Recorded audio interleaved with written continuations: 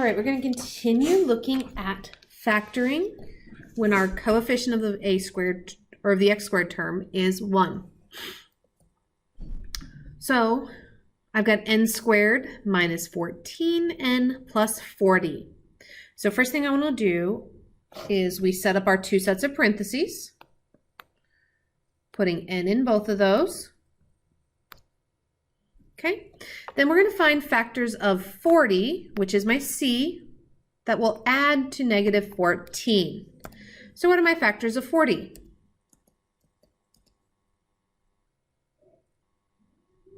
Okay, so these are my factors of 40. Now, because c is positive and b is negative, that tells me both factors have to be negative. So when I add these together, which one's going to give me 14? Well, negative 1 plus negative 40 gives me negative 41. Negative 2 plus negative 20 gives me negative 22. Negative 4 plus negative 10 gives me negative 14. So the two factors I have are negative 4 and negative 10. So we get n minus 4 and n minus 10.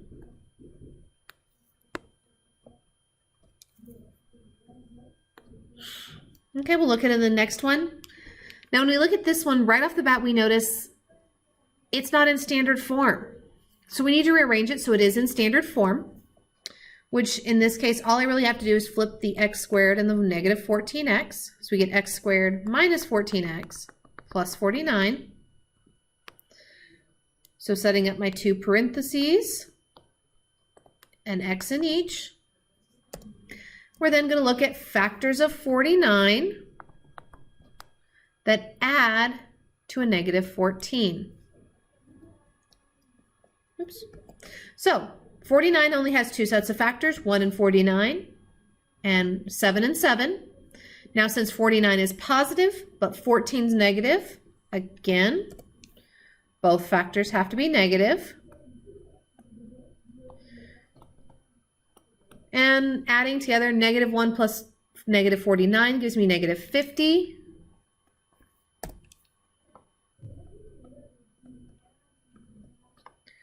Negative 7 plus negative 7 gives me a negative 14. So my factors are negative 7, negative 7.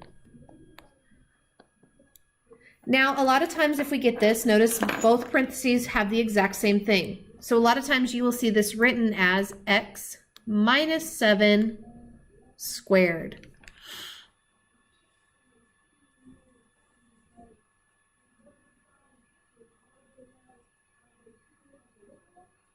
All right, we're going to look at one more, and this is kind of what we call a special case that happens. So I've got x squared minus 49. What am I missing in this? I'm missing that middle term, right? So we could write this as x squared plus 0x, because we're missing that x term there, minus 49.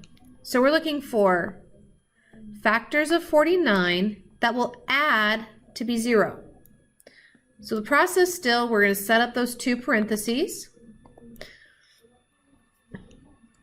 So again, I've got my sets of factors. And since 49 is negative, but my b is positive, 0 is positive, then the smaller factor is negative. So negative 1 plus 49 doesn't give me 0. So that doesn't work. But negative 7 plus 7 does equal 0.